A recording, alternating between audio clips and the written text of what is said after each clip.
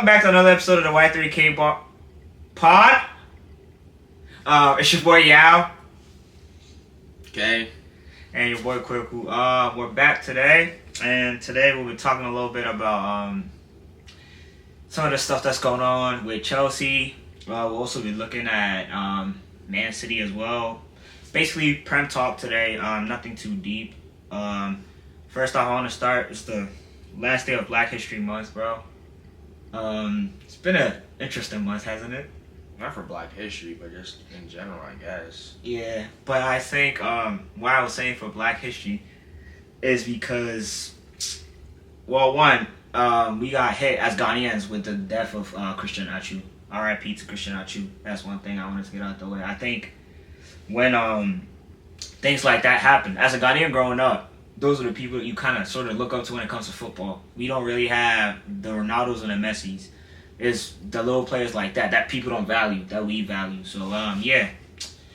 But not to beat down too much, we're going to get into talking about my club, Chelsea, and some of the issues we've been having lately. A lot of people are like, Potter out, Potter in. And I've kind of been deliberating about it. The worst time for me is after football games, because like that's when my head is like gone the most. So like on Sunday when we lost to Tottenham, we were going to church. The first like 45 minutes of church was bad, bro. Like if it wasn't for the fact that we was in church, I might have broken something. But after I sit down and I reflect on it, I always realize, and I always come back and I realize that I'm never really Potter out, Potter in. After the games when we lose like that, obviously I feel like Graham Potter should be gone. But when I sit back and I look at it and I think more deeply into it, then I realize there's more actually to it than just him being the problem. But I'm going to let you go first, and then I'm going to get into it. Well, the only thing I want to talk about Chelsea is the conversation we were having, I think, yesterday. Is, and I want you guys in the comment, make sure you like, subscribe, and comment, and share, and all of that. I want you guys in the comment section to, like, actually, like, put your thoughts about this. My question to him was, like, at what point do you stop blaming the manager and start blaming the players? Because, like, I didn't watch Chelsea versus Tottenham match because it just, I felt like it was going to be a boring game. And most of the time, like, It was the first half. I don't really like boring games unless a team that I support is playing, because then I watch it for our performance. But if it's like a team that I don't really care about, which Chelsea and Tottenham I don't really care about, I don't watch it. But like, at what point do you start blaming the performance? Stop blaming the performances of the manager. Start blaming it on the players, because there are days when the team performs great and you can tell what Potter's trying to do, but then there are games when like it's just completely awful. But even in the Tottenham game, I saw a video and someone was explaining that like even though Chelsea played poorly, you can tell that there's a reason.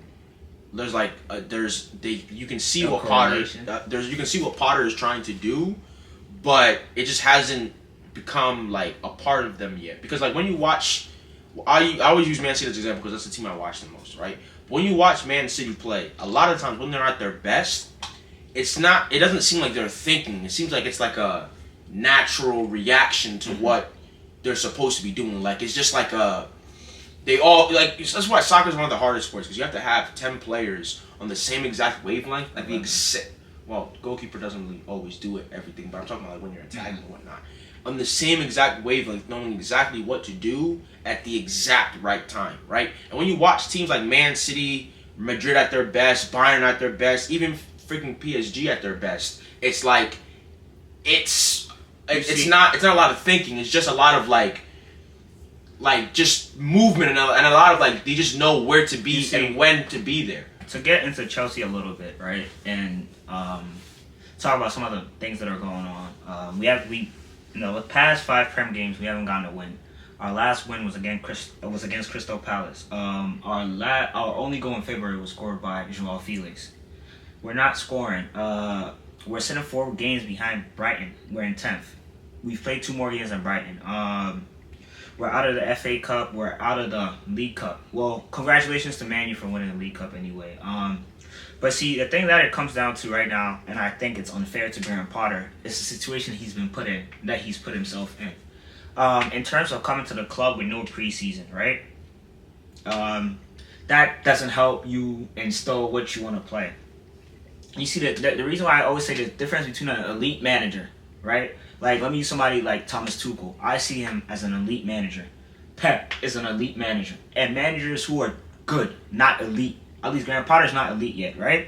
When Tuchel came to Chelsea, I think we were talking about this the other day. One thing Tuchel did, he had a style that he played at PSG, right? But when he came to Chelsea, he realized he didn't have the facilities to do that, right? He came in and installed a 3-back. Because he realized Frank was trying to play a 4-2-3-1, a 4-3-3 formation that wasn't working. Tuchel came in and implemented a 3-back. That was to help. Looking at Thiago Silva's age, he looked at Jorginho and he looked at our midfield and said, we're not strong enough in those areas. So most of our attack and input has to come from the outside. One thing I will say about Graham Potter is that he's been stubborn in. He's been stuck to what he feels like he knows best and it works, right? Instead of being able to adapt to the situation that you're in. That is one thing I think he has failed at doing because he had no preseason to implement what he wants to do. 2, you're also playing with a group of Chelsea players who are stuck in their ways and how they want to play. They play, like, not to say they're lazy, but they're playing in a way where it doesn't... Hold on. I'm coming. They're playing in a way where it doesn't benefit the manager, right? It's a lot of selfish ball. It's a lot of individual brilliance. And that's the only way Chelsea can win with the style that we're playing. My advice that I would give to Graham Potter now, I'm more leaning towards Potter out than Potter in. At the beginning, remember, in January, I was completely Potter out. And I bought into it. Let's see, there were a few games. The game against Dortmund, you could see improvements. The game before Dortmund, I forgot what it was. Whatever game that was, every game that we've played, even when we lost, you could see moments of brilliance, moments of whatever he's trying to implement in training coming to pass, right? I think if you had a preseason, we definitely would have better results. One, we don't have a striker. There's certain things that he does that I'm not really a fan of, but yeah, that's what I would end with. Go ahead, bro. I think just like when you watch Chelsea play, it looks like a lot of laziness and a lot of stubbornness and a lot of like... It's talented players that we're dependent on to win. We're not playing together. Yeah, and that's the problem. One thing I always said about like, let's just use the World Cup for example, right? Whenever like a Nigerian is always arguing with me about which national team is better than Nigeria or soccer, all the Nigerian people do is like they name their biggest stars, right? But one thing I always said about Ghana is when the team plays together, they're a lot better than like a lot of other teams, right? And that's the reason why I'm using that as an example is because when you look at Ghana, there's no big name stars, there's no JJ Okochas, there's no right now Osimhen and like all those players. We don't have those players, but when we play together, we play just as good as any other team. Mm-hmm. And so I think Chelsea's problem right now is they're not playing. It's really like Man United a couple years ago. They were just a bunch of big name players and big name stars playing on the same pitch. They weren't playing together. Mm-hmm. And that's the biggest problem because you can have whoever you want to have, but if they're not playing together, if they're not reacting the same, they don't have the same like the same wavelength, the same thinking, it's just never going to work. Because when you watch them play, it's like, okay, when you watch teams that don't play together play, it's like you see what one player is trying to do, but then the other players it's not on the same wavelength. Yeah, it's sort of like they're playing pro clubs with a brand new person. Or they're playing with randoms. Exactly. Everybody's trying to shine for themselves instead of shining for the goodness of the team. My one question though was, what are your thoughts on Ben Chilwell? Because I saw a video saying that somebody thinks that Ben Chilwell is like basically done. That like that last ACL might have been his last like. Yeah, so that's where it comes in. I personally think going forward, right? Ben Chilwell offers a lot more if you're playing in a 5-back, right? And you're expecting him to put in crosses and not to defend as much. But when you're expecting, like how Graham Potter wants to play now with a 4-2-3-1, you're putting a lot more pressure on him where he has to defend, he has to track back and do all of that. And I think with ACL injuries, it doesn't help, right? Especially a player who plays a position where you depend on your pace and you being able to get back. Not to say Ben Chilwell is done, but we also have to play a style that is suitable to that. I've been arguing recently and I've been telling people, I don't want to go back to a 3-back. You guys wanted a 4-back, so we're going to stick with it. But it's gotten to the point where my advice and my solution to Chelsea FC and to Todd Bowley is that we have to get some wins. We have to get going. You get what I'm saying? We are 10th. The way we're playing now, it's not working. I understand you're trying to implement something, but it's not working. Elite managers are always able to adapt. Right now, we need to secure ourselves and get wins. So if it switches to a 3-back, which will benefit our wide players, right? In terms of Mudryk, in terms of Maduke, in terms of Reece James, in terms of Ben Chilwell, right? Getting them on the ball, getting them in wide space and allowing them to create chances. Rather than trying to build something that it seems not to be working. Right now, you brought in Joao Felix. Joao Felix is not going to be staying if we don't buy him. He goes back to his club at the end of the summer, right? That 4-2-3-1 benefits him, but we need to start stacking up wins. And we need to, another thing, Todd Bowley. I blame this on him as well. The erratic spending that we've done, initially, I was happy about it, right? We're buying players, we're doing all of this. But now you've put us at a circumstance whereby all these players that we've bought might not fit what we want to actually do. I mean, no, think about it, right? The summer that we spent, all that money that we spent. Now we have 31 players. A training session, even if you want to do an 11-on-11, that's what? 22 players? Mm-hmm. That's going to leave some players, 31 players, that's going to leave 10 or 11 players sitting down with nothing to do. And that is where I also... nine. It leaves you 9. Yeah, 9 players. You could do, what's it called, 11v11 and a 3v3 tournament with the losing team just sitting out. Yeah, but see, the thing is, in training sessions, they're not doing that. When you're running drills, you want to do it with certain pairs. You get what I'm saying? It makes it harder for you to do all of that. That's where I sympathize with Graham Potter a little bit. You get what I'm saying? When it comes to the terms of transfers, I think every one of the transfers you made can work.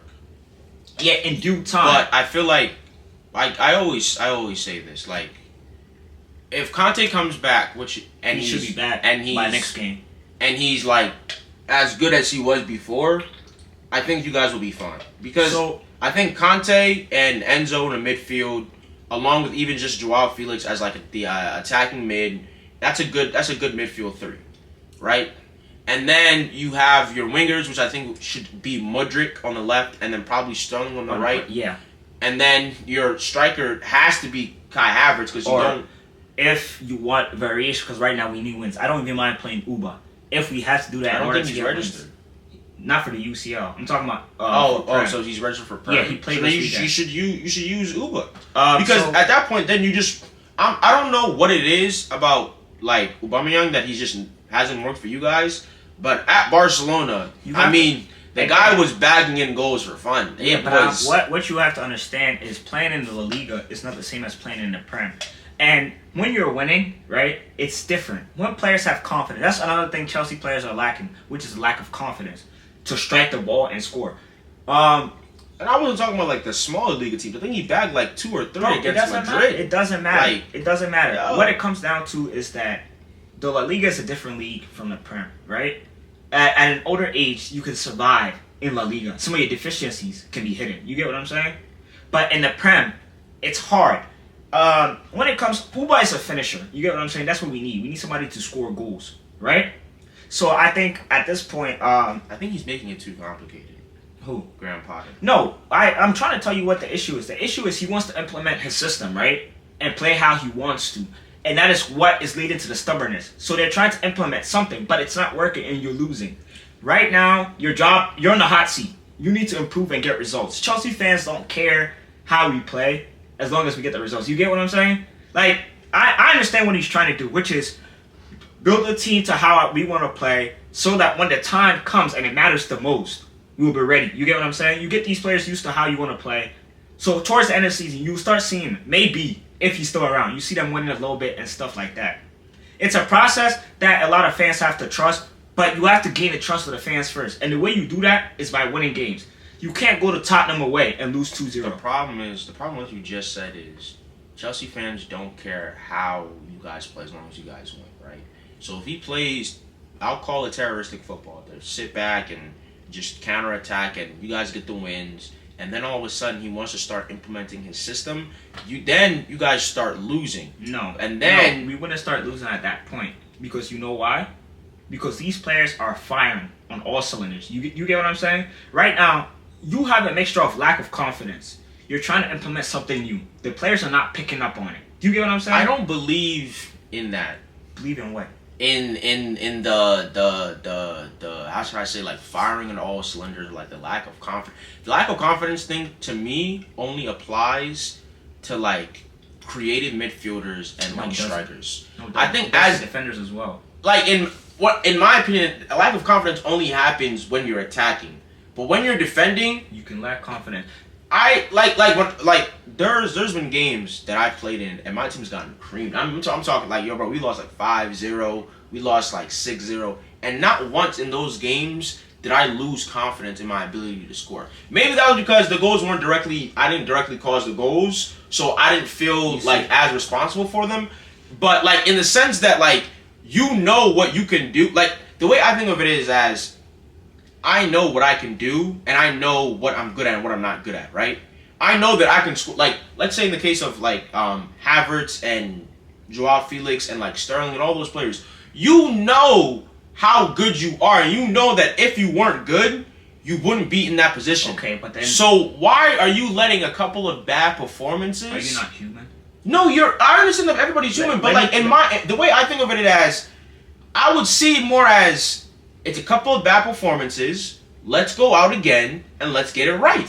And you continuously do that until you can. Again, for some weird reason, how you see things is different from how things really are. That's how I see it. Because the thing is, you have to understand. Let's take it outside to my job, right? There's a man that comes in for booster shots. He comes in for vitamins. He's like 60 something. In order to improve his performance, right? Because when he came, he said, "Oh, da da da da." That's an example. It could be true. It could not be true. He needs to improve his performance in order to keep his significant other, because he's not putting up the work. You get what I'm saying? These players see what's happening on social media. They see how fans are coming at them.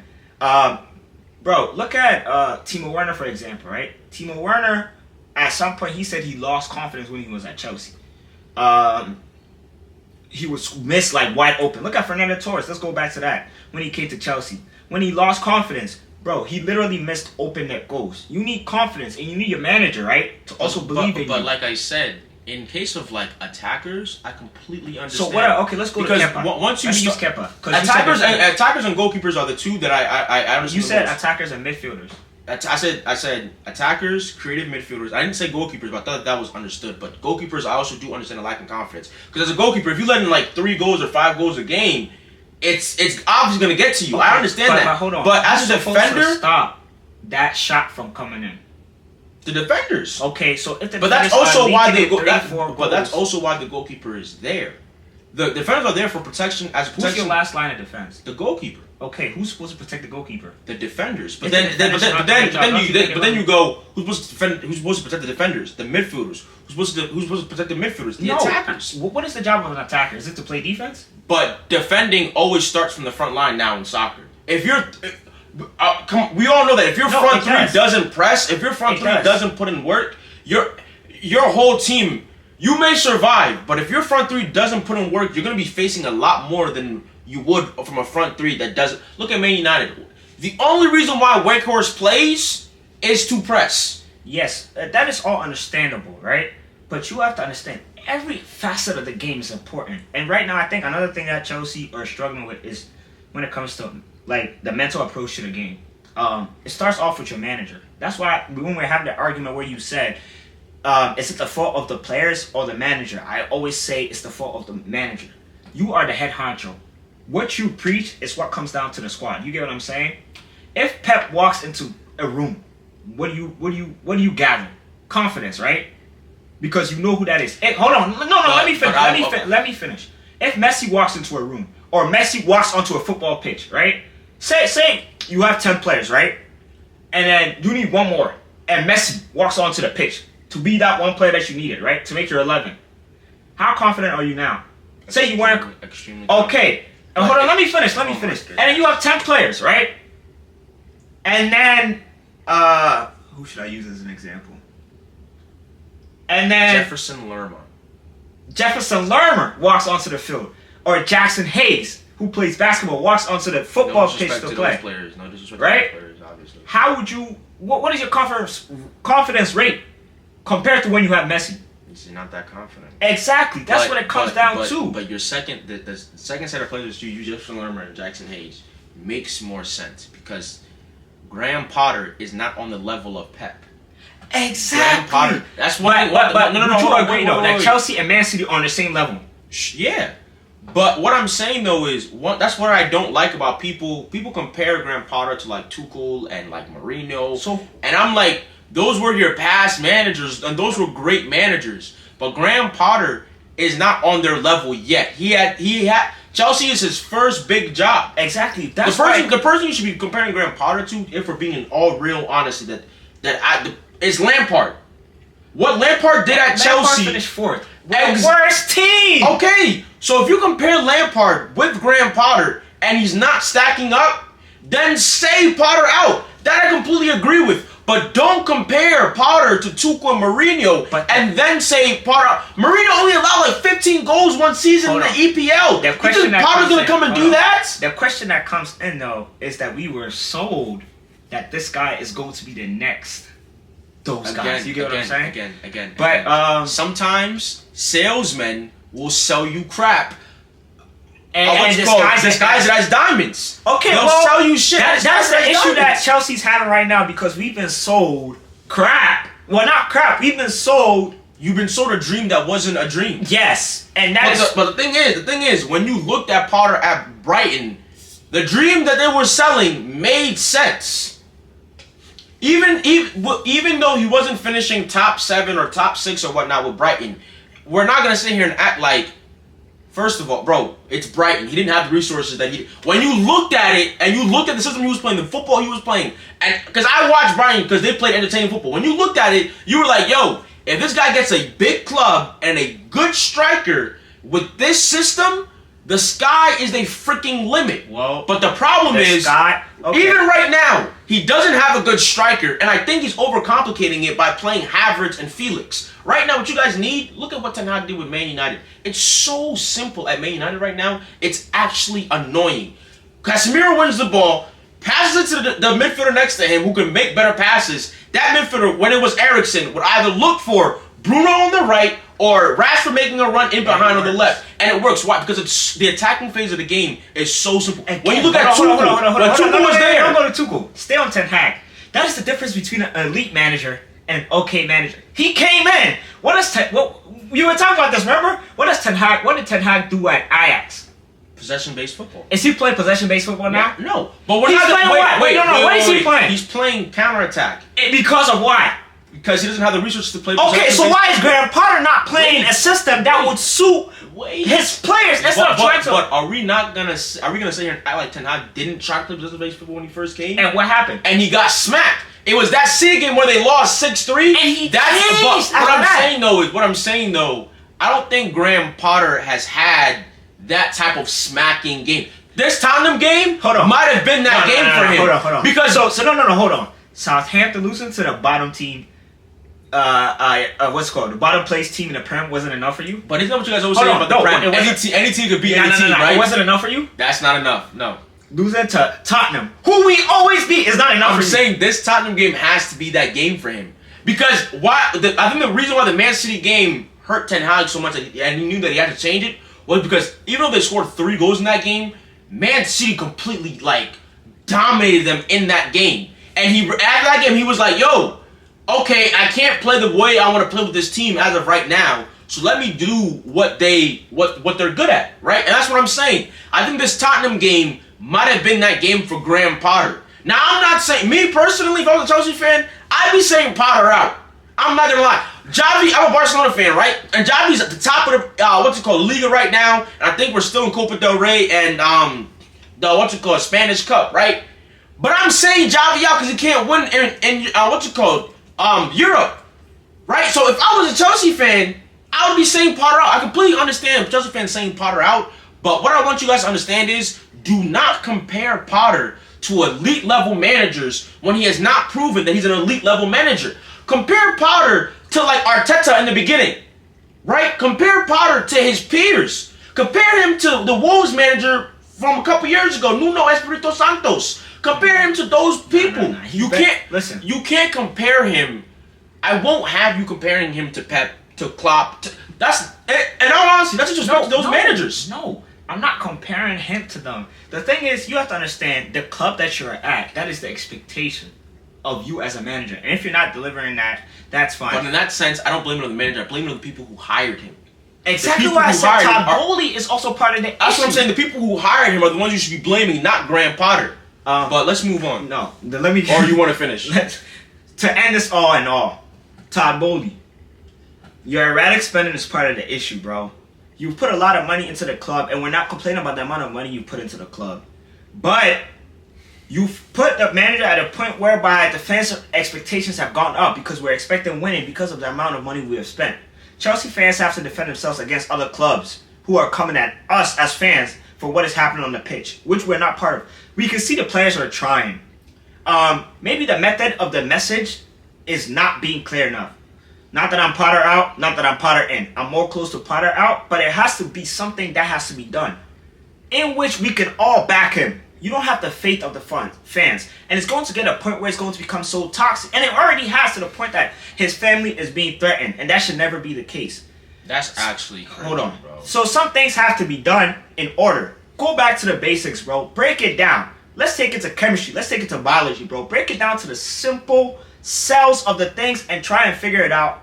So we can stack up some wins, stack up some confidence, and then we could do something. So now we move on. Is your team is literally built to play the way Man United is playing. You have two incredibly fast wingers, and then you have a deep line. You have a midfielder in Enzo Fernandez that can play those balls to them. That's what I'm saying. He's making it way too complicated. Dumb it down. That's because obviously did you not hear the chemistry? No offense to the Chelsea players right now, but they're playing like a bunch of dumb idiots right now. So treat them like dumb idiots. Dumb the game down. But the issue is the person cooking the ingredients is out of his depth. So we're gonna move on to City because we spent too much time on Chelsea anyway, and on Graham Potter and his issues. City played Bournemouth this weekend. Y'all visited the Vitality Stadium and you beat Bournemouth 4-1. Erling Haaland scored a goal. Julian Alvarez scored a goal. He should have had 2 goals in my opinion, but it was an own goal. Philip Walter, Stockport, and Iniesta Foden scored a goal. That's my boy. What are your thoughts on the game, bro? How did you see it? I'm not gonna lie to you, I didn't watch the game like that.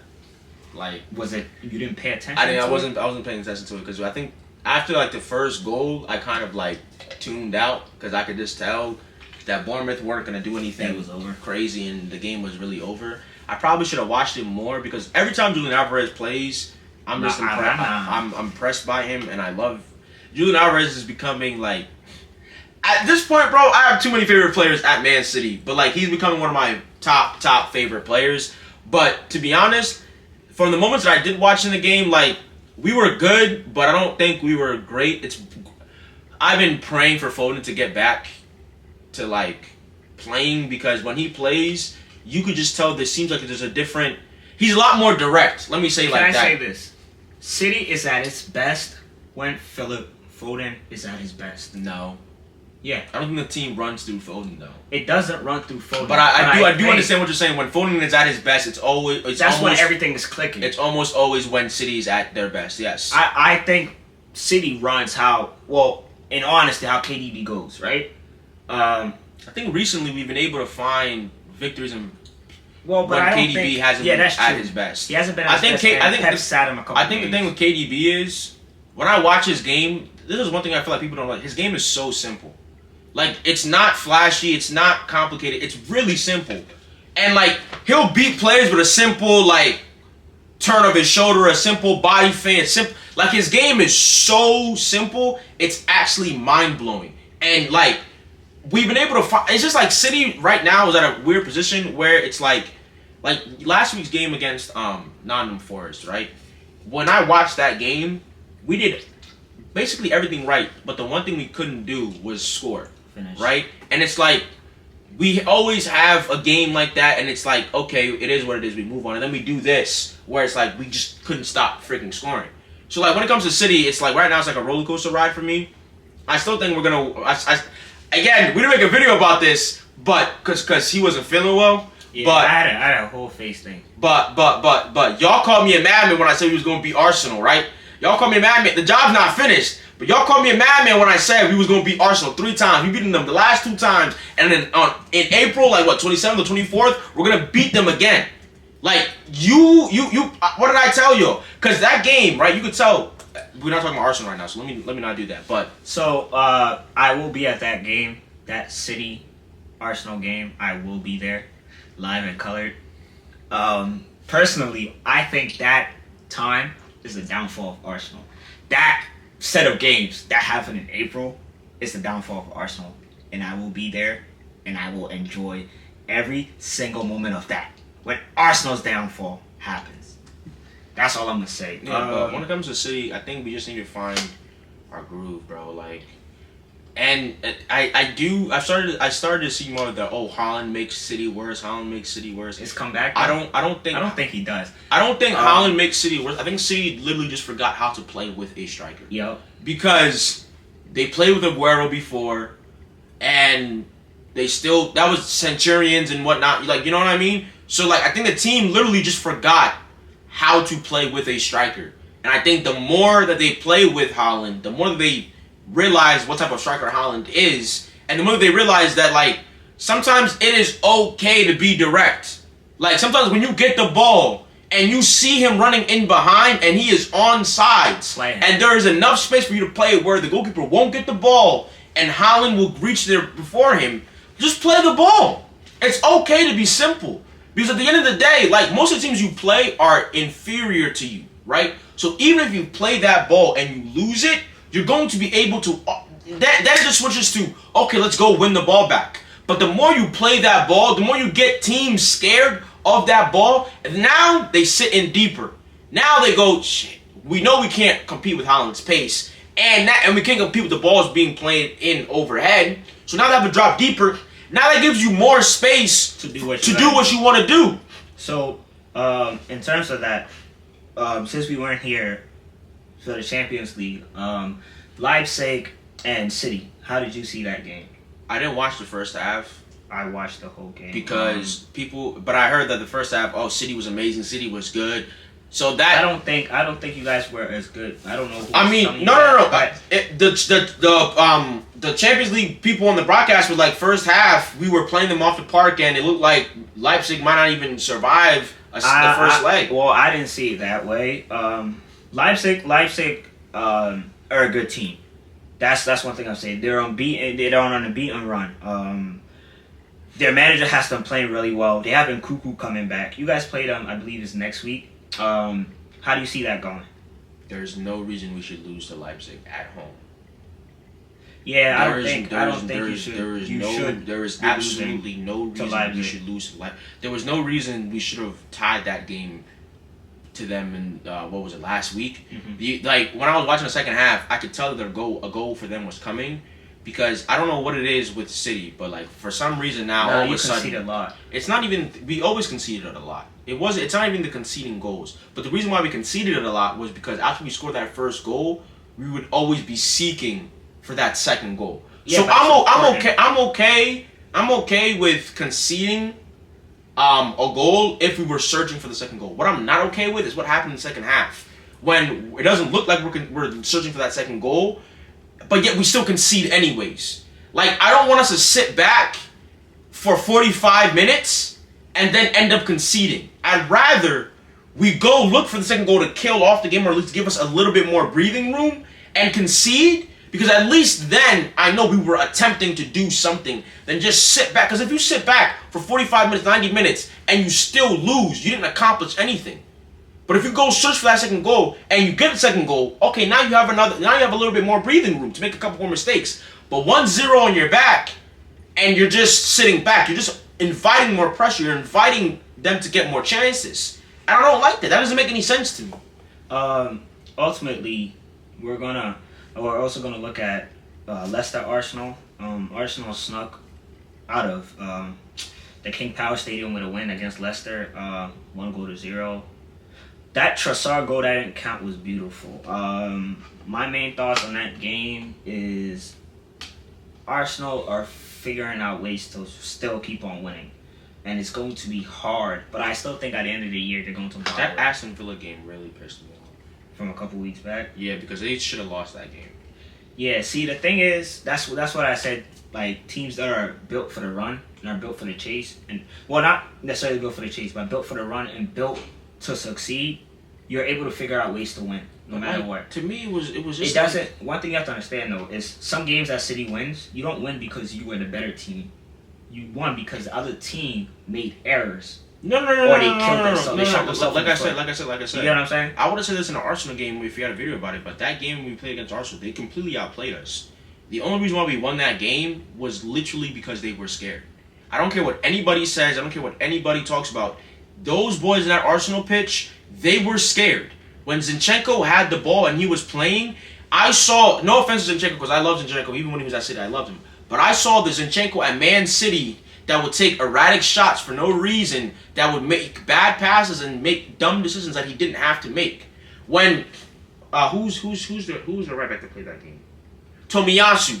When he made that horrible pass back to Ramsdale, I literally said, they don't want it, they're not built for this. When Gabriel got into that tussle with Haaland that ended up in a pen that was overcalled because Haaland was slightly offside, they were scared. Yeah, like that's what it was. They were scared, and then not only were they scared, they gave up the first goal, and then they had a pen, which I think Ederson was a complete freaking idiot. You're pointing to the way he's going to go, then you dive the other way. Like, what are you doing, Ederson? I didn't think he was gonna save it, but like, come on, that seemed like common sense to me.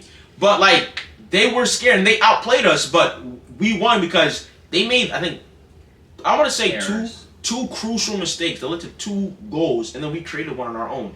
But yeah, you know, I think Arsenal, like I said, we're winning the league. So, but yeah, I'm starting to lean. I've always backed Arsenal in terms of more than you guys have. You and Kwame at least, and maybe Rodney and Desta. You guys don't really believe in Arsenal as much. I do.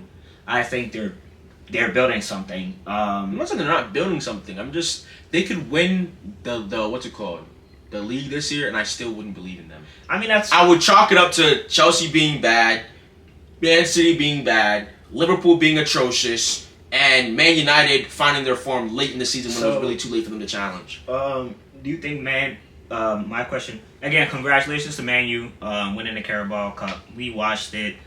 Blah blah blah. A lot of people were making noise. Mike was supposed to be here for this, but after they won, he started celebrating too much. Couldn't be here. It's a good thing because I'm not trying to hear all that Ten Hag bull jive they've been trying to sell me. I think Ten Hag is a great coach, as I said earlier. Man U beat Newcastle over the weekend to win the Energy Drink Cup, the Carling Cup, whatever you want to call it, whatever. Congratulations to them. My question to you about them is, do you think they're title challengers? No.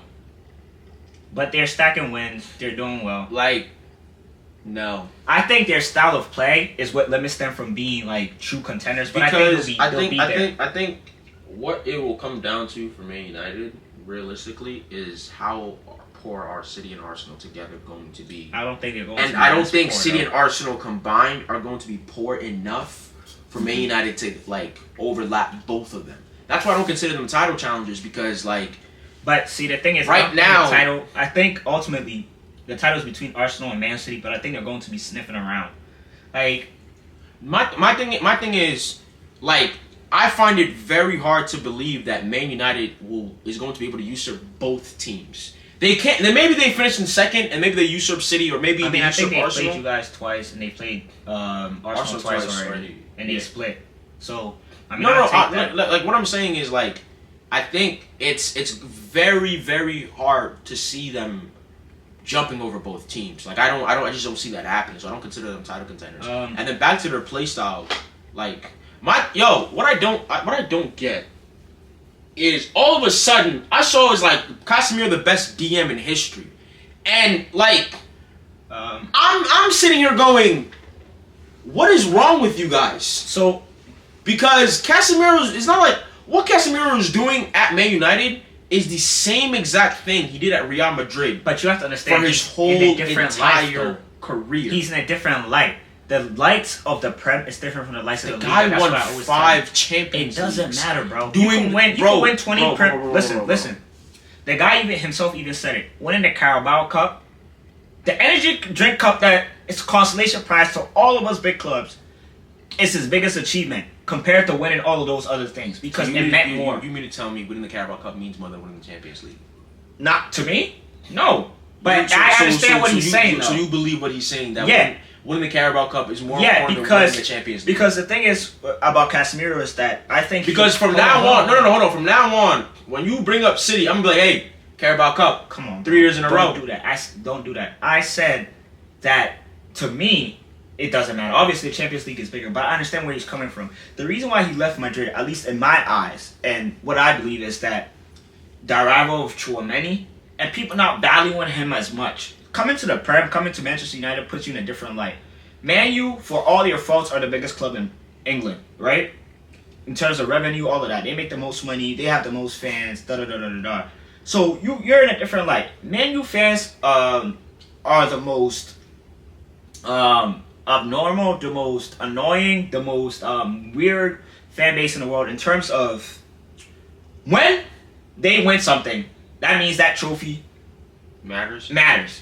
I saw some tweets from people who didn't care about the Carabao. When City was winning it, they had an excuse. Oh, it's just an energy drink cup. But when Man U won it, now it's a big thing. So all in all, I'm trying to say is that Casemiro coming to the Prem has put a bigger light on him, bro, and it's allowed people to see some of the things he was doing for Madrid that people didn't value. I'm sitting here, I'm thinking like, first of all, he's not the greatest DM of all time. That's just. But there's a debate for it. I'm just throwing that away. But there's a debate for it. He's not the best DM of all time. If you want to say he's the best DM in the EPL history, hell no. No. After what, 6 months?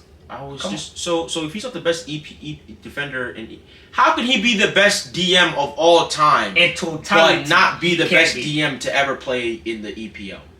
Because it's a different thing. Hold on. When we say like greatest Prem midfielders, right? We say who? Frank Lampard, Steven Gerrard, Scholes, right? But they don't touch Xavi, Iniesta, Pirlo. Exactly. You get what I'm saying? So the thing is, especially in the case of Casemiro, he's played in the Prem. He hasn't played long enough in the Prem to be the best DM to ever play in the Prem. But he can be in the debate for the best because he played at Madrid and won all those Champions Leagues that you talk about. All right, whatever. But when I see Casemiro play and people are hyping him up and they're doing all this, I'm like, Casemiro's game didn't change and it didn't evolve. Like, this is exactly what he was doing. So, like, for me... I told you. No, listen. For me, when I watch Casemiro play and everybody's hyping him up, I don't see it. Because I've been seeing it. Like, when I look at it, I'm like, this is exactly what he was doing at Madrid. He has I'm not saying he's a bad passer. He's a decent passer. He's a good passer. And for a DM, he's probably a really good passer, right? But Ten Hag has put him... What did Ten Hag do when he first came? Casemiro next to who? Eriksson. Why? What worked for him at at Madrid? He was playing next to who? Kroos. Yeah. Kroos is probably one of the best deep line playmakers of all time. So he puts him next to a really good playmaker who can play make from deep. It's nothing new. Like, so Man United fans just pissing me off right now. Like, I'm just looking at it. I'm like, he's been doing this since he was like 21, 24 or something. Like, the thing is, you have to understand is that you have a combination of United fans and a combination of Madrid fans. Those are the two biggest fan bases in the world combined, spewing it. So you have to allow it. He's played in the Prem for. My question to you now, right, is going on to Liverpool. Do you think Liverpool sneak into top four? Mm-hmm. No. Who's in top four right now? It's City, Arsenal, Man United, and Tottenham. And Newcastle's in fifth. But Newcastle has a game they haven't played. I don't believe in Tottenham. So the thing is, I don't see Liverpool coming in. They're in seventh. How many games? How many points? 6? Away from the top four. They actually, you know what? That's only 2 games. No, but the thing is, so this is what I'll say about Liverpool. Liverpool, despite their lack of resources, despite their lack of play, that's why I give Klopp credit, right? They've had a shit season, but he's done so well. This is different. That's why I say he's an elite manager. He's done well trying to use Milner and Hendo, bro. Klopp, I'm giving you props, bro. To be able to use Hendo and Milner. No, he's using them out of necessity. They're not. No, but I'm saying, because, like, hold on. I'm saying with the usage of Hendo and Milner to do what he's doing and to be in 7th right now and still finding wins, that tells you the difference between an elite manager and Graham Potter. But go yeah, ahead. but like Liverpool's problem now, I've always said their problem was trying to replace Firmino when Firmino didn't need replacing. Like I've always said that. I think that's rhetoric we've spoken about so much. No. But this is let me like continue, right? With them trying to use they use their resources to try to replace Firmino when Firmino didn't need replacing. When they should have been trying to replace, hindsight is always 20/20, right? But they should have been trying to replace their midfield, or at least give their midfield backup, right? And I'm not gonna say that they didn't do that with Naby Keita, who when he came from Leipzig, either Leipzig or Salzburg, it was one of the RB teams, right? I think it was Leipzig. But when he came from Leipzig, looked like he was going to be like a top tier DM in like a year or two, and unfortunately injuries happened, and that obviously didn't end well, right? But like with things like Ronaldo going and them just losing depth in their midfield, and then the Van Dijk injury happened, so then that had Fabinho playing like center back in some games, then bringing people from the academy. For them, it was they were using their resource, the limited resource that they had, they were using it in the wrong place. And I agree with that. Because had they used their resources to go get some midfielders like I always said Ruben Neves should not be at Wolves. I mean, he's still only 24, which I think is absolutely insane. But have they used it to go get somebody like Ruben Neves, or just maybe not somebody like huge and big name, but somebody to provide them cover? It would have benefited them a lot more than them just not doing anything, using the resources to replace them. Because now their whole midfield needs replacing.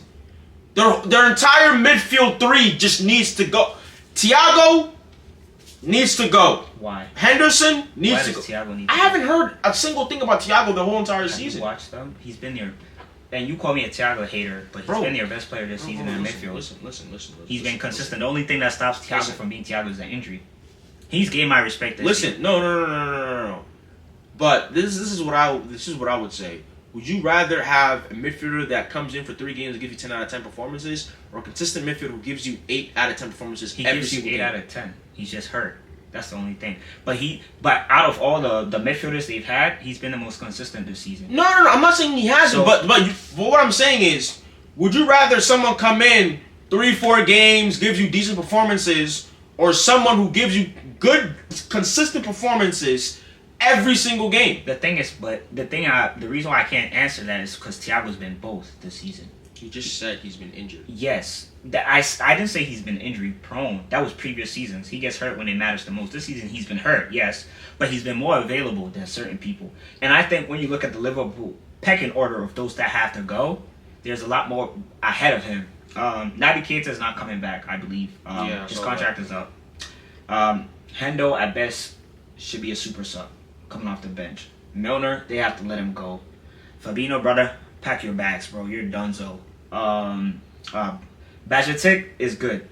I probably butchered his name, but him, Thiago, they can keep and bring in reinforcements to help. You get what I'm saying? Curtis Jones, bro, championship. Harvey Elliott, bro, sub off the bench, or else loan him out to a lower tier Prem team. Fabio Carvalho, I love him, but he's not playing enough. Get him out on loan, maybe develop him more, and maybe he'll come back. That's the player I thought was going to be part of that midfield or be out wide. I thought Liverpool could switch to probably like a 4-2-3-1 and play him as a 10, but that didn't work. Aside that, I think Klopp has done a really great job. One more question to you that I forgot when we're talking about Chelsea. If Graham Potter was to go, who do you think would be the perfect replacement? The only replacement would be Tuchel. I don't know about perfect. I don't think so. And who else is out there to replace him? This is Dreamville, but I would take Zidane. Zidane knows how to win. He's not coming to London. He was just there a couple weeks ago, by the way. He's not coming to London. Why is he not? I just don't see Zidane as like an EPL manager, to be honest with you. Yeah, that's why I said it's a dream. Hansi Flick was there a couple weeks ago. I looked at his record at... Hansi Flick was great at Bayern. Yeah, I looked at his record at Bayern, bro. They scored 260 goals. in not that many games. Oh my god, I have it. Go ahead, talk. I'm gonna open it up. The Bundesliga. The Bundesliga has Yes, defense. Bundesliga's taxed, but did he not win? No. I'm not saying he wasn't. He was amazing at Bayern, but I think Bayern were dumb to let him go to Germany. Hansi Flick's record for Bayern was 86 games. Mans had 70 wins, 9 draws, 7 losses. Bro, they scored 260 goals and conceded 91. He won 7 trophies at Bayern. This was 2 years, right? Mm-hmm. You can even look at his work for Germany. I don't think he's going to leave Germany, the national team, to come, personally. But those are 2 managers I would look at. Or I'll just let Potter hang around. Hopefully we survive. If we don't, it's going to be crazy if we do get relegated. I'll look at Jose in the summer. We have the money. They have the resources. Bro, all Jose ever needed was resources and money and backing. But I think the issue that comes in, Todd Bowley, please stop looking at Thomas Frank and De Zerbi and all those people. Bro, you did not buy a mid-table club, bro. Stop looking at those managers. Those are not Chelsea caliber. That's what you did with Graham Potter. Learn your lesson, bro. One last thing before we leave, bro. FIFA gave out the awards yesterday. The best goalkeeper in 2022, they gave it to Emiliano Martinez. I understand it's a FIFA award, right? But club football is put into it. What do you think about that? FIFA awards, the best player in a FIFA competition that year. I mean, the best goalkeeper in a FIFA competition that year was Emiliano Martinez. But it's not just, he wasn't even the best goalkeeper in that World Cup. Aside that, I blame Colomani. It's his fault. Because of the miss? It's his fault. Bro, it's your fault we have to deal with this. Because if you hadn't missed that, he didn't miss it, though. We wouldn't be talking about it. He didn't miss it. We wouldn't be talking about it. He didn't miss it. We wouldn't be talking about it. And Martinez saved it. It's a big difference. Let me say this. Emiliano Martinez was not the best goalkeeper in 2022. I don't think he was. I think Courtois was the best goalkeeper in 2022. Was. I like Alisson. Alisson was better. We see him at Villa. Not that guy. His antics. But again, I don't agree with it. I think he was the best goalkeeper in the World Cup. Yeah. No, I don't think so either. I think that save. No. He was shit. I think when it mattered. When it mattered the most, he was the best goalkeeper. I don't know. He got there. It is what it is. They went to 2 penalty shootouts and they won them because of him. Again, like I said, before those quarterfinals, right? That quarterfinal, semifinal, and then when it mattered. Where was your Courtois? Where was your Alisson? Oh my god. No. I'm saying though. You have to understand, it's not just in the FIFA competition. Fine, I'll give you that. But he wasn't the best goalkeeper in 2022. I don't think he was not the best goalkeeper in the world. But he was the best goalkeeper in the World Cup. Because when it mattered the most, and his team absolutely needed him to put up a crazy performance. The only player in the entire world that was able to get the best of him was literally Mbappe. So I will end with this. Mane, I blame you, bro. It's your fault that we have to deal with this. The best fans in the world, according to FIFA, was Argentina. Makes sense. I don't agree with that. I don't agree with that at all. It makes absolute sense. Did you see how they traveled for the World Cup? Did you see how Morocco traveled for the World Cup? Hold on. Let me get on Morocco. Right? Do you realize Morocco is closer to Qatar than Argentina is? No, it doesn't matter though. Their president chartered flights for their fan base. Bro, they created tifos. If you look at the atmosphere at the World Cup, they had the best atmosphere at the World Cup, bro. You know what their fans were totally dialed in. You know what everybody said? Everybody said every game Argentina played was a home game. Half of Argentina's fans are not from Argentina. And again, why does it matter? The most racist You're fans. You're a Chelsea fan, but you're not from London, are you? No, this is a national team. This is not. Goodness. What national team do I support? Ghana. Exactly. I support Ghana, but I also support Argentina. I'm not Argentinian. No, you don't support Argentina. Who do you support? I support Messi. Okay, then. But what? You're going to tell me most of Portugal's fans are Portuguese? No. If your team has a great player, most of France's... Let me also tell you why not. Most of France's supporters aren't French either, but we don't talk about that, right? Obviously. Most of France's players aren't even fucking French. Okay. To get on Argentina, some of the most racist fans in the world, bro. Oh, my God. For 120 minutes, they shouted the N-word at Mbappe. Not the best fans in the world. Morocco should have won that award. Go on to the coach. Bro, I swear, I feel like everybody, you just want a problem. I'm going to. You just want a problem. You just want an argument. Because an argument. It's fans. So wait, you're not even involved in this. No. It's not even like you're Moroccan.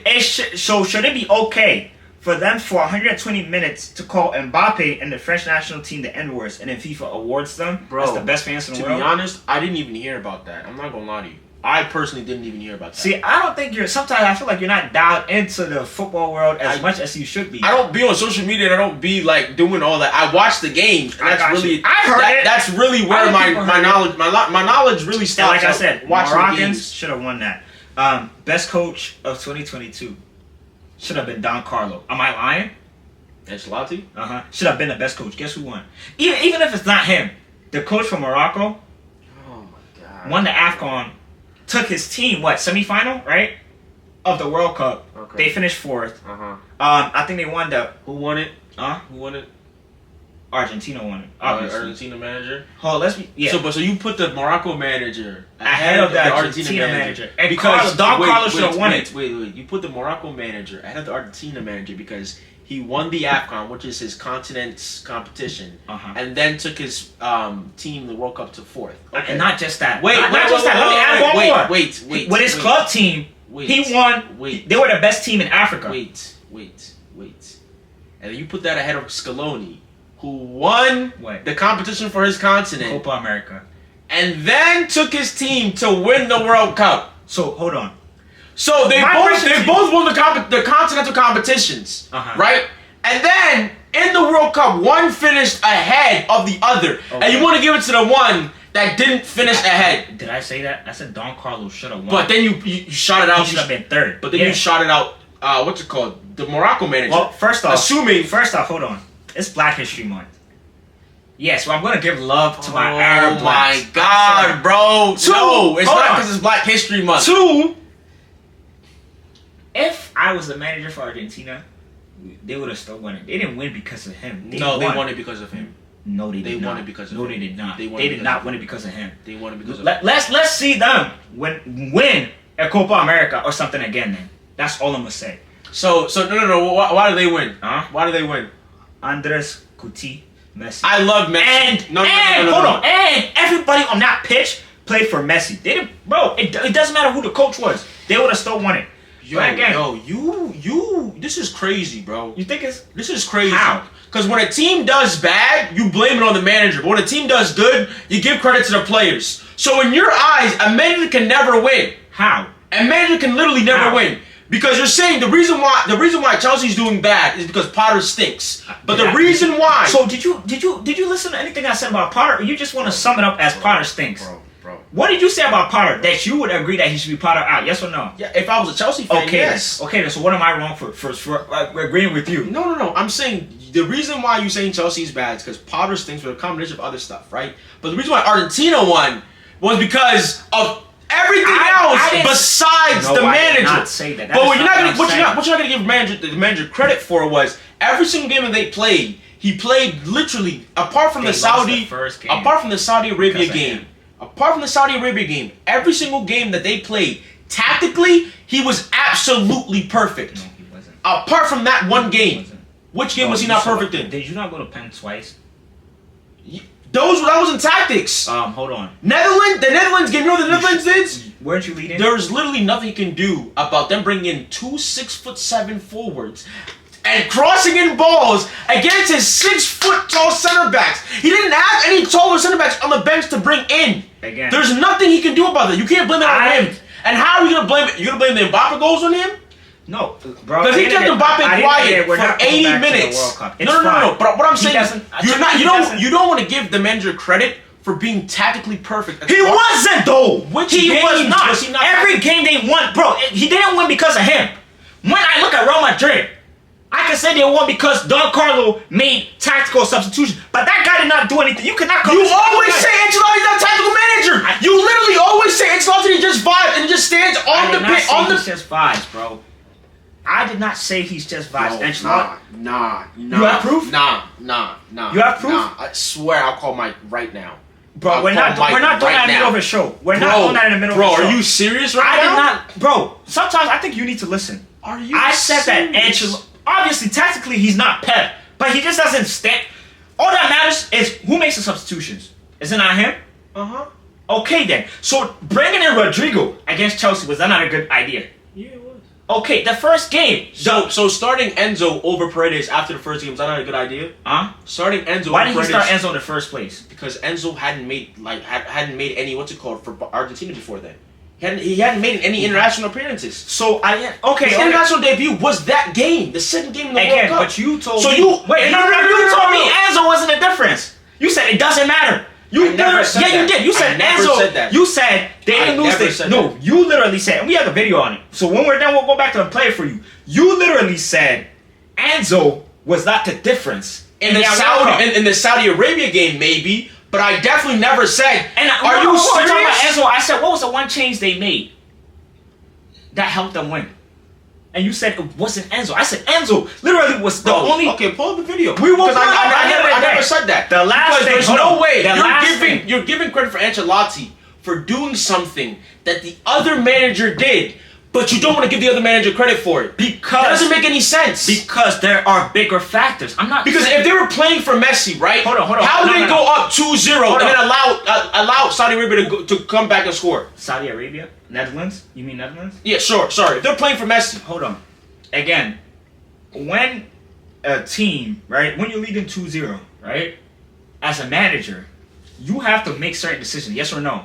That will benefit your team. You tell your team, hey, now we need to sit back. We have 2-0. We have 2 goals, right?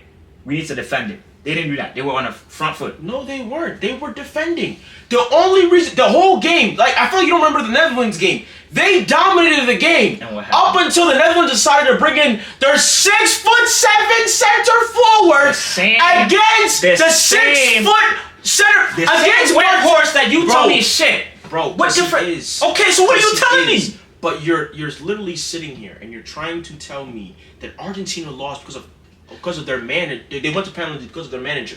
When if they didn't go to penalties because of their manager. They went to pens because the Netherlands' literal trump card. Their literal trump card is a trump card that Argentina has no How defense did Argentina win that game? Martinez. Okay then.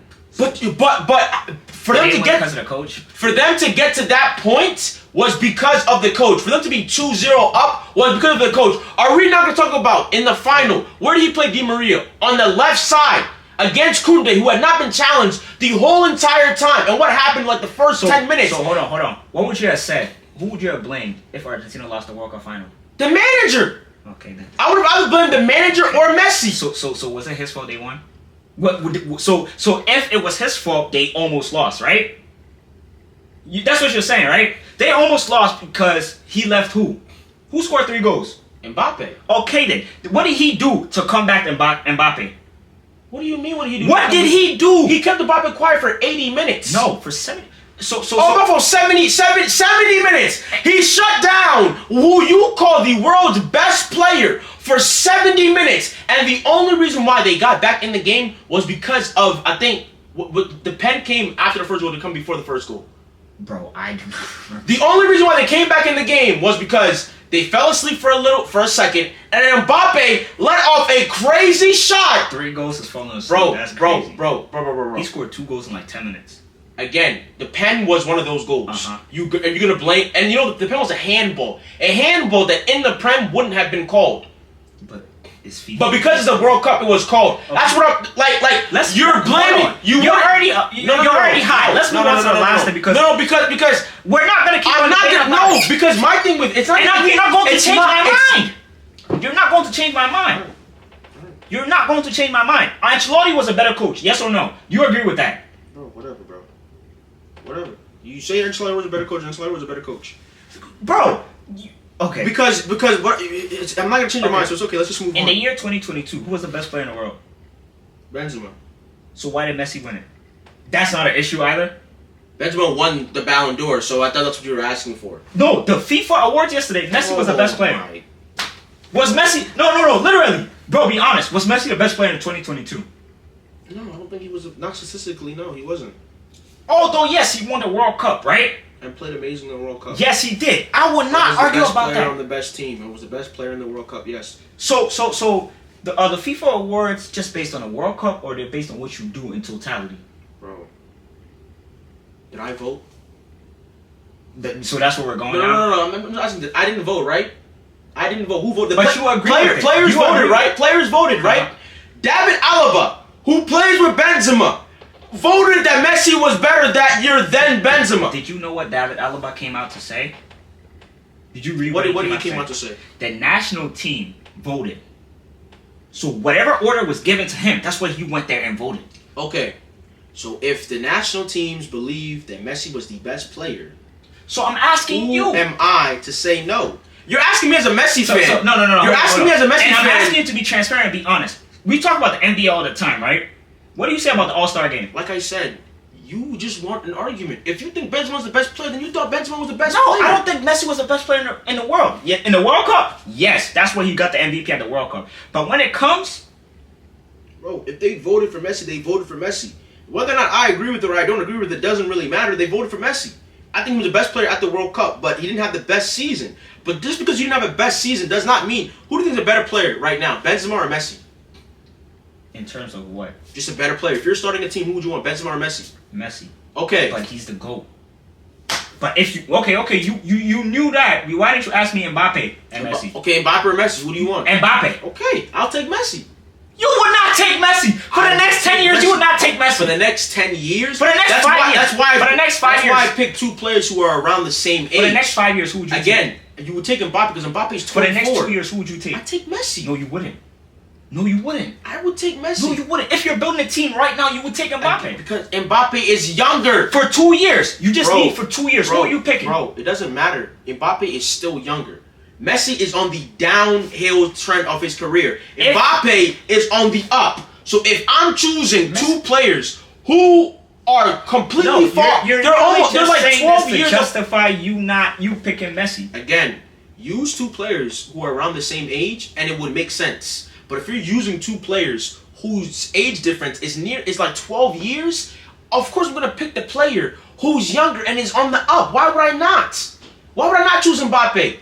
You're asking me basically what I want. The next coming of possibly the GOAT, the person that could possibly end the GOAT conversation. Again, when I said 10 years, what did you say?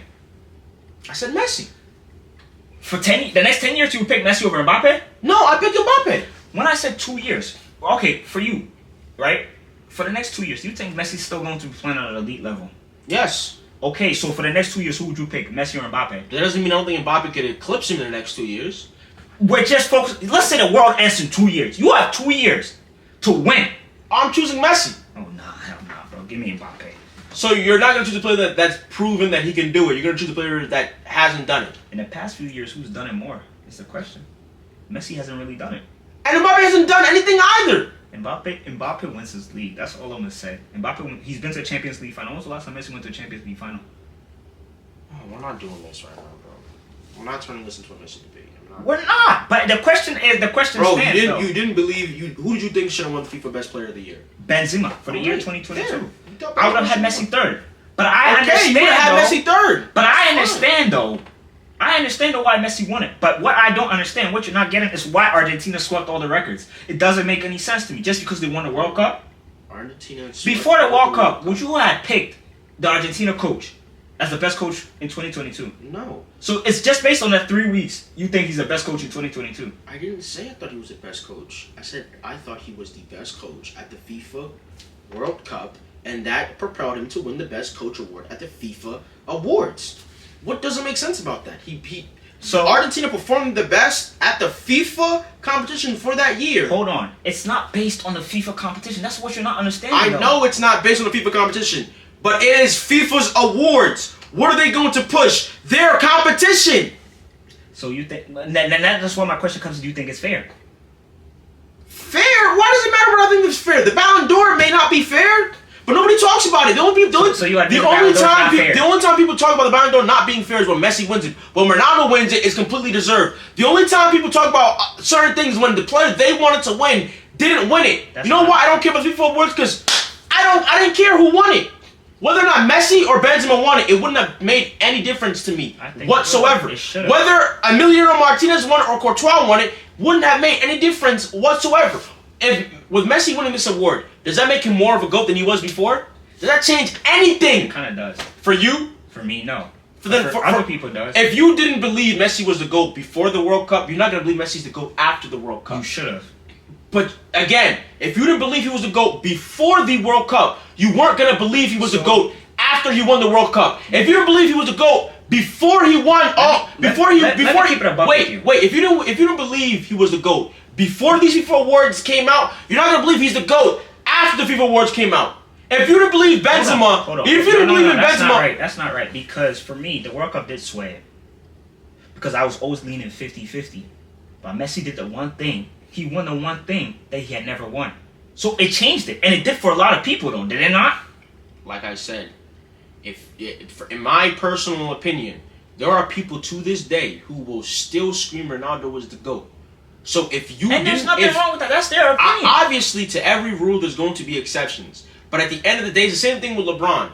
If you didn't believe LeBron was the GOAT before he did the 3-1 comeback, you didn't believe LeBron was the GOAT after he did the 3-1 comeback. If you didn't believe LeBron was the GOAT before he won the chip with LA, you're not going to believe that LeBron was the GOAT after he won the chip with LA. But if you didn't believe LeBron was the GOAT before he passed Kareem, you're not going to believe LeBron was the GOAT after he passed Kareem. But you have to understand that. No matter what Messi does now, or no matter what award Messi wins, there is nothing he can do anymore, in my opinion, to change certain people's minds. If Messi goes on and never wins another Champions League and never wins another award ever again, nobody is going to change their minds. Granted, if he goes and wins the next 5 Champions League and is vital, which I don't think he will, but it is vital to those 5 Champions League winning squads, he still will not be able to change certain people's minds. So why does it matter? The only person that it matters for is if you thought maybe Mbappe should win, because Mbappe is young and he can still change it. But Benzema, he's not moving up anybody's rankings because he won the FIFA World's Best Players Awards. Luka Modric. What about him? What is the biggest thing that moved him up? The World Cup. No, the Ballon d'Or. Okay, that moved him up where? In people's eyes, bro. People say he's top 5 midfielders of all time. He's like 5th, bro. People put him. If you put Modric, you didn't see the thing where people were saying Modric sits at the same table as Zidane, Iniesta. No, you didn't see that. I didn't watch Zidane, so I can't speak on the Zidane. But Iniesta and Xavi and them, I can understand it because he battled with them in the Liga. And he didn't win against them. When Iniesta and Xavi were at their peak, but again, who knew Modric? Again, what I'm saying is, I can understand you saying because he competed with them at a high level, and after they left, he hasn't elevated his level. Again, to me, this is what I say. When Modric won that Ballon d'Or, I didn't think he deserved it, but I can understand him winning the Ballon d'Or because of what he did for Croatia. But again, if you didn't believe in Modric before the Ballon d'Or, there's no reason the Ballon d'Or... It does. It did. It did. One award... It does not change. Yes, it does. For some people, it does. Those people are what I call casuals. No, they're not casuals, bro. Think about it. When in 20 years, when you're debating, right, about Benzema versus, say, Lewandowski, right? What is the one thing people are going to point to? When Benzema won a Ballon d'Or. Exactly. Which people? The people that didn't watch Benzema and Lewandowski, the people that did watch them. It doesn't matter. It does matter because if you watch them, you would know which one of them was the better striker for the majority of their careers, and that was Lewandowski. He was a better striker for the majority of their careers. Am I lying? No, you're not lying. Exactly. But if you didn't watch them, then you go down to what they put down in awards. So let's go back to the Jordan. What do people use to end this off? Right? I'm trying to prove a point here. With Jordan, when they talk about him and LeBron, what do people use? 6-0 in the finals. Did we watch Jordan? No. But that's what we hear, right? The people that watch them, they don't say, "Oh, go back and watch this clips." What do they say? 6-0 in the finals. So you don't think accolades matter when it comes to players like that? I'm saying if you didn't watch them, it doesn't matter if you watch them or not, because the people using the 6-0 argument watched him. But they're using that to people who didn't watch him. That's what I'm saying. But I am watching LeBron, right? Yes. And LeBron's the greatest basketball player that you've ever seen. Yes. And the difference with LeBron is LeBron passes the eye test when you watch him, and he passes the accolades test. Does Jordan not pass everything else though? Jordan, I didn't watch Jordan, so I can't. But you can watch him, can't you? The eye test. I'm gonna be completely honest with you. This is a hot take. But when I watch Jordan, I see what Jordan's doing. I said people then be running on the same exact thing. Yeah, but so it's I'm not, different era. bro. Back then it bro, wasn't normal. Bull jump from the free throw line. People are like, oh my god. Zach LaVine, windmill and between the legs in the free throw line, the slam dunk contest. So what Jordan was doing back then, if you compare it to what people are doing now, it looks exactly the same. It's a hot take, but I'm telling you that's exactly what it is. It's a hot take, but what I'll So tell you what I'm that- saying is, for me, the FIFA awards didn't change a single thing. And if it changed something in your GOAT debate, then you're an absolute idiot. If Messi winning the FIFA Best Player this year, when he's like 36 or 33, however old he is, if that changed your GOAT, it does. Then you're a complete idiot. No, I don't think so. Because what you have to understand is that what Ronaldo fans point to, which is what I was trying to get you to understand, is that they give Messi awards that he doesn't necessarily deserve. So when if I was a Ronaldo fan, I'm having an argument with you about it, I could look at it and be like, oh, that Ballon d'Or that he won, the last Ballon d'Or How many Ballon d'Ors does he have over Ronaldo? No, I'm just asking, how many Ballon d'Ors does he have? It's 2 more, right? Or 3. 2 or 3 more. So you mean to tell me, right, Ballon d'Or wise, they gave Messi 3 undeserved Ballon d'Ors? So Jordan has 6 rings. LeBron has 4. He has 2 more than him. That you see what I'm saying? No, but what I'm saying is, you say Ronaldo fans point to the fact that they give Messi awards that he doesn't deserve, right? Yes. So what you're saying is Ronaldo fans are gonna come sit here in my face, look at me, and tell me they gave Messi 3 Ballon d'Or he didn't deserve. They gave him a best player in 2022 that he doesn't deserve, and you can go back and look at it. Okay. Me, I don't know because I'm not a Ronaldo fan. No, so I'm saying they gave him 1 Ballon d'Or that he doesn't deserve, right? Okay, take that Ballon d'Or away. He still has 2 more than Ronaldo. Okay, or 1 more than Ronaldo. But Ronaldo fans can say, right? Oh, he only has 1 more. But guess who has more goals? We can. Ronaldo's played for longer. Ronaldo's older. But Messi's not going to break that record because he's not going to play for as long as Ronaldo's going to play for. Bro, because he doesn't care enough. I'm gonna be completely honest with you, bro. Messi's like 34 and he's about to go to Inter Miami. You really think Messi cares? Where's Ronaldo playing right now? But Ronaldo's playing in Saudi because to do what? Because of necessity. No, not just necessarily because of necessity. To also what? Stat pad. And get back into what's it called? He's not coming back, bro. He's stat pad. But what? Bro had 2 hat tricks. Yeah, back to back games. But that's exactly what I'm saying. Ronaldo cares about the accolades and Ronaldo cares about the stats. He wants his stats to look as good as possible because he knows eye test wise, Messi's better. And he knows it matters. He knows eye test wise, Messi's better. And accolades wise, when you you may say he doesn't know, but the only reason it doesn't make any more sense for you to stat pad. Because stats only look good to the people who didn't see you play. Right? When people in a couple of years, when they look at Benzema, they won't really see how good Benzema is. When they look at players like Cavani, they won't see how really good Cavani was. When they look at players like Thiago Silva, they won't know how good he really was. When they look at players like Suarez, they won't see how good they really were because they didn't watch them. All they see is their stats. When you look at Neymar, they won't see that Neymar was possibly the 3rd best player his whole entire career because all they'll see is the stats and how they didn't match up to what people were saying. That's why accolades look good in the future. But for people who watched, we know. So to end all of this, all that I want you to get though is that those accolades are important when it comes to these debates. And, not to me, bro. If you didn't think but maybe not to you. If you but didn't to a lot of people, what I'm saying is for this specific awards at this point in Messi's career, there's nothing he can do to change your mind. The one thing you have to understand. It doesn't affect just Messi though, but right now it affects Benzema because Benzema fans could have pointed to, oh, yeah, Benzema fans. He has fans, doesn't he? Benzema has fans. I'm sorry, but continue. Pedri has fans. Pedri has fans? Bro, really? Kai Havertz has fans. Foden has fans. I'm a Foden fan. Are you not a Foden fan? I mean, I like Foden. I wouldn't call myself a Foden fan. Well, I'm a fanatic of Philip Walter Foden. Okay, but like, again, Benzema, are you not a fan Benzema fans, who are Benzema fans arguing with? What are they trying to prove? That he's better than Lewandowski. We're going to end this off. Mike should be here next week to defend himself.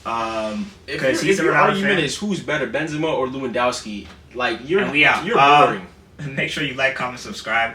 This dude is crazy for his take because it doesn't make any sense that I do not get why you think it is not possible for stats to matter. Bro,